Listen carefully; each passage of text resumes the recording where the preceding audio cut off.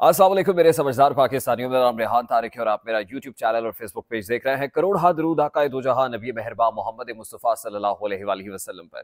इस दौर इस उम्मीद के साथ इस व्लॉग का आगाज करते हैं कि अल्लाह रब्बुल इज्जत इस मुल्क के फैसला साजों के दिलों में समझदार पाकिस्तानियों के लिए नरमी पैदा कर दे। इमरान खान ने कहा था कि खौफ का बुत तोड़ दो, और लगता है कि खौफ का बुत टूट नहीं रहा बल्कि काफी हद तक टूट चुका है। 9 मई के बाद 8 फरवरी और 8 फरवरी को जो मैंडेट पाकिस्तान तहरीक इंसाफ को मिला, उसके बाद तब्दीली आ नहीं रही बल्कि तब्दीली आ गई है। आज DGISPR तर्जुमान पाक फौज मेजर जनरल अहमद शरीफ चौधरी की प्रेस कॉन्फ्रेंस के बाद जो रद्द-ए-अमल पाकिस्तान तहरीक इंसाफ की जानिब से आ रहा है, ये रद्द-ए-अमल इंतहाई गैर मुतवक्के है। और पार्टी तर्जुमान मरकजी सेक्रेटरी इत्तलात रऊफ हसन की जानिब से जो पार्टी का ऑफिशियल वर्जन जारी किया गया है, मैं चाहता हूं कि वो वर्जन आपके सामने रखूं। उसमें वर्ड टू वर्ड क्या कह रहे हैं, इंपॉर्टेंट चीजें क्या हैं। खासतौर पे DGISPR को जो चैलेंज पाकिस्तान तहरीक इंसाफ दे रही है वो ये है कि अपनी टाउटी जमातों को कहें। अब जरा आप जुमलों के और लफ्जों के इंतखाब पर तवज्जो दीजिएगा। वो कहते हैं कि अपनी टाउटी जमातों को कहें कि बंदे निकालें, यानी वो रेफर कर रहे हैं PDM को कि वो लोग जो हुकूमत में बैठे हुए हैं, जो टाउट हैं, उनको कहिए कि बंदे निकालें। वो 1000 निकालेंगे, हम 1 लाख निकालेंगे। 24 घंटों में 2 लाख का मजमा इकट्ठा कर सकते हैं, इजाजत तो दें। अब यानी बात बंदे इकट्ठे करने पे आ गई है। वो स्ट्रेंथ या मसल शो करने की बात कर रहे हैं कि पाकिस्तान तहरीक इंसाफ के साथ पब्लिक है, जनता है, अवाम है। अवाम हमारे साथ है और वो हमारी स्ट्रेंथ है। पाक फौज को ये इसलिए बावर कराया जा रहा है कि आज DGISPR ने अपने प्रेसर में कहा था कि कुल आबादी का शायद 1% वो है जिन्होंने पाकिस्तान तहरीक इंसाफ को वोट दिया। जब 8 फरवरी के इंतखाबात से मुतालिक बात हुई तो उनका कहना था कि जो वोटर टर्नआउट था वो 47% था। उसमें 31% ने, अगर 31% ऐसे लोग थे उसमें से जिन्होंने तहरीक इंसाफ को वोट दिया है, तो इसका मतलब है कि कुल आबादी का वो 1% बनता है। तो कुल आबादी यानी 25 करोड़ का 1% निकाल के वो पाकिस्तान तहरीक इंसाफ को ये बावर कराने की कोशिश कर रहे हैं कि आप ये कह रहे हैं कि हमारे साथ अवाम का वोट है, अवाम पाकिस्तान हमारे साथ खड़े हुए हैं। तो पाकिस्तान तहरीक इंसाफ इन रिएक्शन ये कह रही है कि अपनी टाउटी जमातों को भी कहें कि आप बंदे निकालें। आप 1000 निकालेंगे, हम 1 लाख बंदे इकट्ठे करेंगे और 24 घंटों के अंदर हम 2 लाख का मजमा इकट्ठा कर सकते हैं। ये चैलेंज है DGISPR को। दूसरी बात वो ये कहते हैं, इंतजार पे जौता क्या कह रहे हैं, मैं जरा उनका वर्जन भी रखूं। वो कहते हैं कि जुडिशियल कमीशन बनाएं और पता चलाया जाए कि किसके हुक्म पर पाकिस्तान के मकबूल तरीन लीडर को इस्लामाबाद हाई कोर्ट से अगवा किया गया और CCTV फुटेज भी गायब हो गई। रऊफ हसन साहब फरमाते हैं कि PTI, जिसको आप ये कह रहे हैं ना कि इंतशारी टोला है, तो PTI इंतशार नहीं फैला रही। ये टोला जो हम पर इल्जामात लगा रहा है, हमारे पे इल्जामात की बौछार कर रहा है, यही इंतशार फैला रहा है। यानी काउंटर में ये कह रहे हैं कि जो आपकी बनाई हुई पॉलिटिकल पार्टीज हैं और आप हैं, यानी बराह रास्त फौज को मुखातिब करते हुए कहते हैं कि ये इंतशार फैला रहे हैं। फिर कहते हैं कि वो कौन सा कानून है जिसकी बुनियाद पर चीफ जस्टिस ने कहा कि चीफ कमिश्नर झूठ बोल रहा है। क्या कोई इंक्वायरी हुई? यानी यूं कह लीजिए कि एक ही छड़ी से वो चीफ जस्टिस को भी हाँक रहे हैं और साथ ही इस्टेब्लिशमेंट को, फौज को भी हाँक रहे हैं। आज इस्लामाबाद हाई कोर्ट के 6 जजेस के खत के मामले पर सुप्रीम कोर्ट ऑफ पाकिस्तान का 6 रुकनी bench chief justice of Pakistan justice Qazi Faez Isa की सरबराही में समाअत कर रहा था।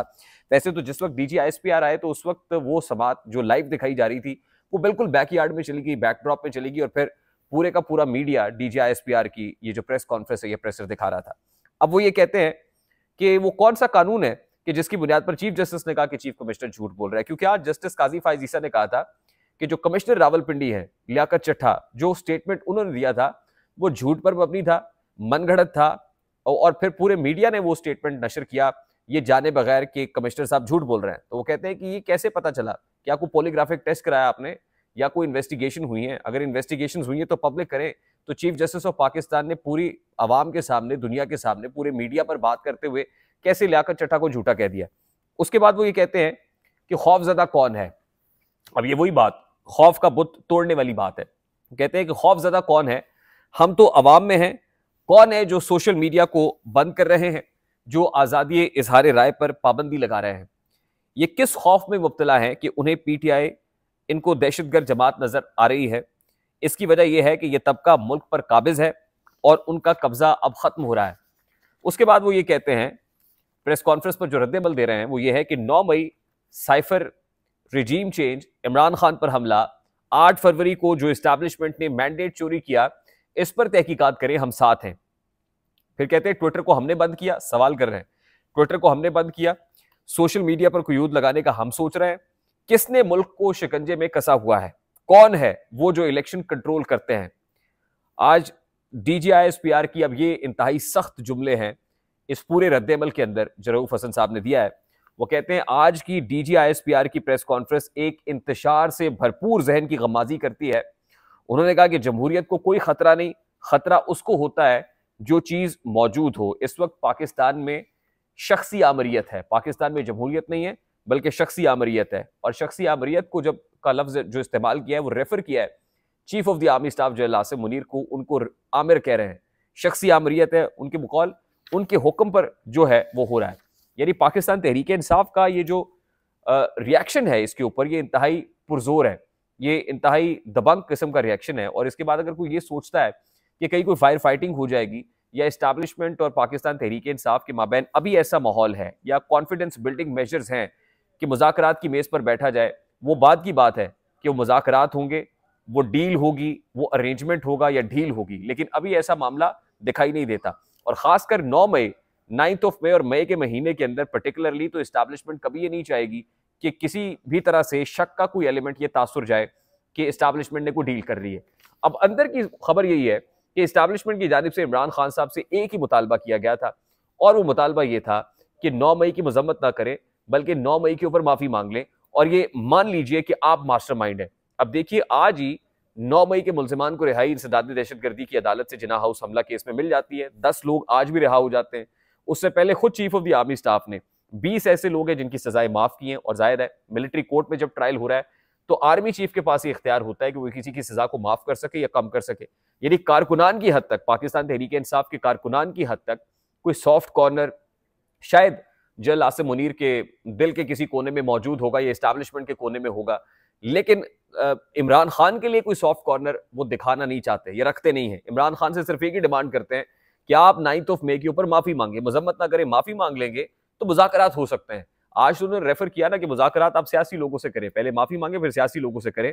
लेकिन इसके अंदर एक मैसेज है और पैगाम यही है कि हम बात कर सकते हैं but not at the cost of 9th of May. अगर ये होगा तो लोग फिर हमसे सवाल करेंगे। तो ये बड़ा इंपॉर्टेंट मामला है। यानी एक तरफ chief of the army staff general Asim Munir, फिर जो हुकूमत बनी हुई है वो, और उसके बाद जस्टिस काजी फायजी साहब, सब समझते हैं कि एक ही है, सब सेम पेज के ऊपर हैं, ये सेम पेज की हाइब्रिड प्लस हुकूमत है।